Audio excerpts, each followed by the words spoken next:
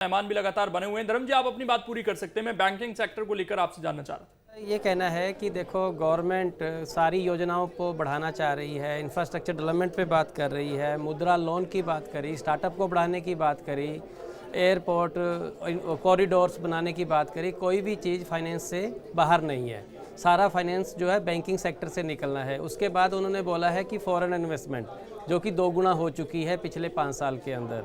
ये भी एक इनडायरेक्टली एक गवर्नमेंट का हिंट है कि भैया बैंकिंग सेक्टर से ही फंड को रूट होना है सारा। तो बैंकिंग सेक्टर जो पीछे गिरा हुआ था, हम पिछले वीक में देख रहे हैं, वो रियल टू सम बैंकिंग के इंटरनल स्ट्रक्चर की वजह से गिरा हुआ था, ना कि गवर्नमेंट की पॉलिसीज़ की वजह से। तो नाउ गवर्नमेंट का जो ज़्यादा ध्यान जो है वो इसी ध्यान पे है कि भैया maximum to maximum banking cycle को बढ़ाया जाए, तभी तो ये सारे सेक्टर जो हम योजनाओं की बात करते हैं ये बढ़ेगी सर। उसके बाद जितनी भी वुमेंस एम्पावरमेंट की बात करी, वुमेंस के लिए भी कुछ स्कीम्स लाई, जैसे आप बात करते हो लखपति दीदी स्कीम है, ये सारी बैंकों से रूट हो रही है। तो बैंकिंग सेक्टर ने बढ़ना ही बढ़ना है, अच्छे तरीके से बढ़ेंगे और आगे ग्रूम करेंगे, और शेयर मार्केट भी इसको रिफ्लेक्ट करेगी। आपको आज इवनिंग तक दिख जाएगा 3:30 बजे तक, और कल की मार्केट ओपन में दिखेगा कि बैंकिंग सेक्टर बढ़ता नजर आएगा। इसके अलावा अगर हम बात करें लॉन्ग टर्म की, तो लॉन्ग टर्म में कुछ ऐसी चीज़ें आपको दिखी जो देश की इकोनॉमी को बूस्ट कर सकती हैं? सर वो तो देखो, इंफ्रास्ट्रक्चर की जो बात करी, कॉरिडोर की बात है, या एयरलाइंस को बढ़ाने की बात है, या फॉरेन FII को और बढ़ाने की बात है, या क्या नाम है, ये आवास योजना को 2 गुना करने की बात है, जो रिस्पेक्टेड फाइनेंस मिनिस्टर ने जो बजट में रखी। ये सारी ग्रोथ की ही बात कर रही है कि आने वाले 5 साल 10 साल में इंडिया और आगे जाएगा। वैसे भी पता है अमृतकाल का बजट है 2047 को हम ध्यान में रखते हुए आगे बढ़ रहे हैं। तो इसका मतलब है कि आने वाले 5-7 साल 10 साल में इंडिया ग्रोइंग स्टेज पे रहना ही रहना है, और इसके अंदर सारी ग्रोथ ही ग्रोथ है। अंकुश भी हमारे साथ जुड़े हुए हैं। अंकुश, वहाँ पर जो लोग मौजूद हैं, एक बार हम चाहेंगे उनसे भी आप इस बजट के तमाम जो आयाम हैं उनको लेकर बातचीत करें।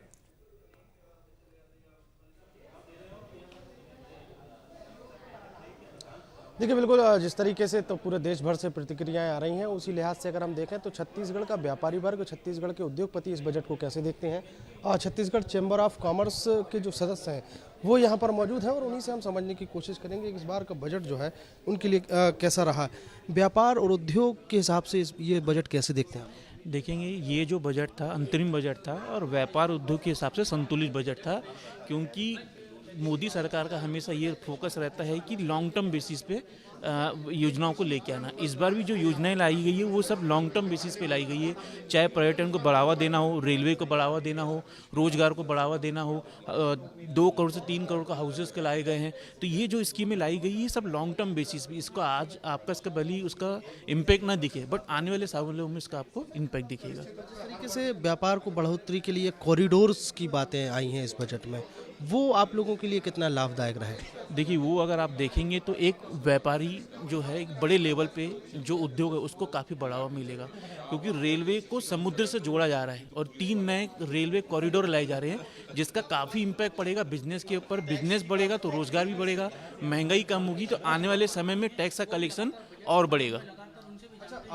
जिस तरीके से आप कह रहे हैं, जिसमें भविष्य को देखते हुए बहुत सारी बातें इस बजट में कही गई हैं, उसको लेकर व्यापार जगत की अगर हम बात कर लें, या युवा उद्यमियों को लेकर भी इसमें बहुत विजन जो है वो क्लियर किया गया है।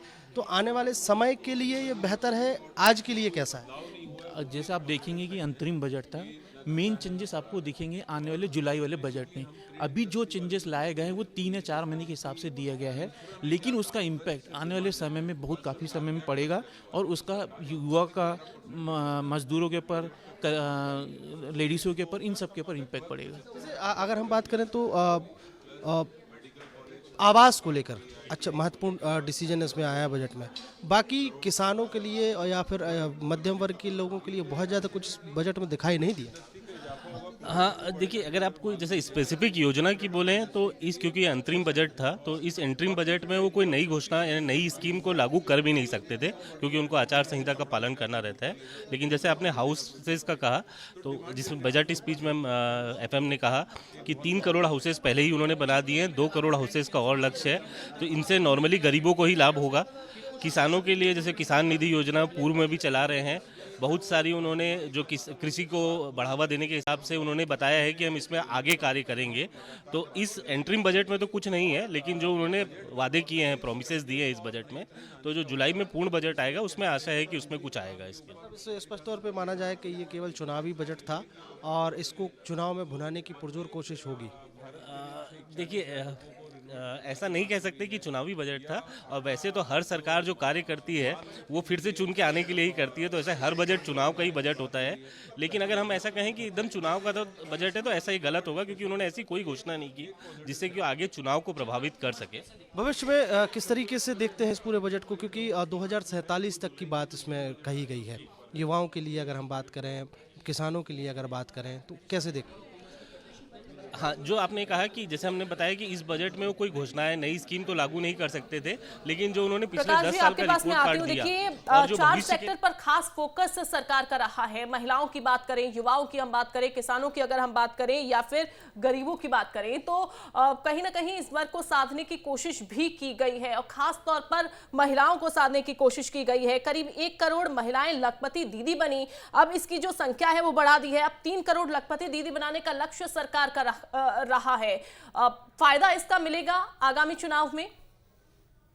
बिल्कुल। आप देखिए कि जो बीजेपी की चुनौती वाले 4 राज्य हैं, जिसमें बिहार है, कर्नाटक है, पश्चिम बंगाल है, महाराष्ट्र है, इसके इन राज्यों में खास तौर से फोकस आप देखेंगे, इनडायरेक्टली फोकस है।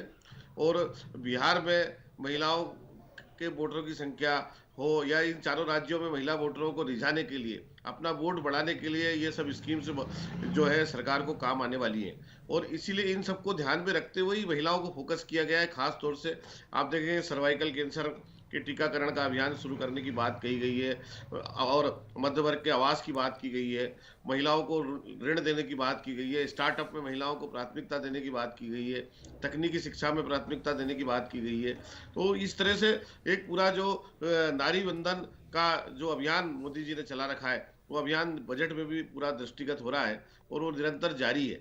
और ये पूरा लोकसभा चुनाव के दृष्टिगत ही मैंने आपको जैसा बताया कि सारे इंडिकेशन उन्होंने दे दिए, और जब उनका घोषणा पत्र आएगा भारतीय जनता पार्टी का, तो इन सारी योजनाओं का विस्तार आपको उसमें जरूर देखने को मिलेगा। बिल्कुल। लेकिन धर्म जी, अगर इस पूरे बजट को देखा जाए तो यह कहा जाता है कि किसी भी देश के अगर आर्थिक स्थिति मजबूत है या कमजोर है, उसके पीछे बैंकिंग सेक्टर और फाइनेंस सेक्टर सबसे अहम योगदान निभाता है। भारत की अर्थव्यवस्था अगर सबसे मजबूत इस वक्त पूरी दुनिया में नजर आती है, तो उसके पीछे है हमारा मजबूत बैंकिंग सिस्टम।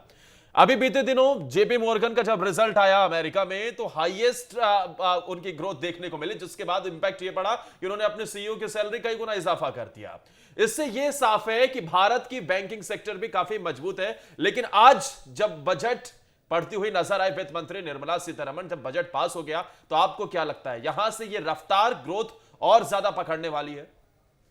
सर, मैंने पहले बोला है कि बैंकिंग सेक्टर बढ़ना है, बढ़ेगा, क्योंकि हमारा इंडियन बैंकिंग सेक्टर स्ट्रॉन्ग है।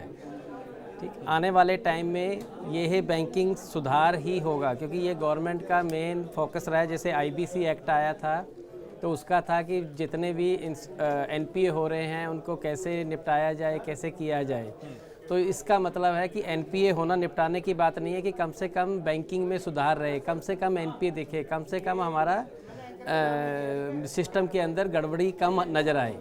तो ये सरकार का रहा ही है, हमेशा ही रहा है सर। इस बजट में तो सरकार ने सिर्फ अपनी स्कीम्स को बढ़ाने का ध्यान दिया है, जिसपे कि बैंकिंग सेक्टर को सुधारने की ही बात हुई है कि इसको बढ़ाएं, बैंकिंग में फाइनेंस को बढ़ाएं, जिससे कि मैक्सिमम लोन रूट हो, मैक्सिमम। जैसे बोला मैं योजना की बात कर रहा था कि वो योजनाओं के इधर धर्म जी, एक सवाल जो विपक्ष या फिर ये कहें कि लगातार सरकार से पूछे जाते रहे हैं, वो सवाल ये रहा है कि बैंकों की लगातार मर्जर हमें बीते कुछ सालों में देखने को मिले हैं। इस मर्जर का इकोनॉमी पे किस तरीके का इंपैक्ट पड़ रहा है? क्या ये बेनिफिशियल है भारतीय अर्थव्यवस्था के लिए, या इससे किसी प्रकार का कोई ऐसा इंपैक्ट पड़ रहा है जो कि ये भी कहा जाता है कि भारतीय इकोनॉमी इस टाइम पे बबल है, जब ये फूटेगा तो बहुत सारी चीजें हमें देखने को मिलेगी? क्या ऐसा कुछ आपको दिखता है? सर, ये कहना, देखो अभी तो कुछ कह नहीं सकती, सरकार पलटती है तो हर दूसरे पे इल्ज़ाम लगाती है, तो कुछ ना कुछ निकल के आता है। ठीक है, तो बैंकिंग सेक्टर के अंदर की बात करें तो ऐसा कुछ भी नहीं है, क्योंकि इसका मर्जर हुआ था। मर्जर का भी कोई प्लान था गवर्नमेंट का कि छोटे छोटे बैंकों को एक जगह पे किया जाए, सबको सेंट्रलाइज किया जाए कि गवर्नमेंट उनको कंट्रोल कर पाए, ना कि पूरा डिसेंट्रलाइज रहे, कंट्रोल कम हो। क्योंकि बिजनेस इसमें only not in banking sector को नुकसान है कि बिजनेसमैन को भी नुकसान है, जिनका पैसा फंस जाता है। जैसे हम लोगों का पैसा बैंकिंग में है, इंडस्ट्री वाले पर्सन उसको यूज़ कर रहे हैं, उनका एनपीए हो जाता है, हमारा ही पैसा कहीं गड़बड़ हो रहा है। तो ये गवर्नमेंट का प्लान मर्जर का इसी वजह से आया हुआ था कि भी बैंकिंग में पैसा हमारा बचा रहे। ठीक है,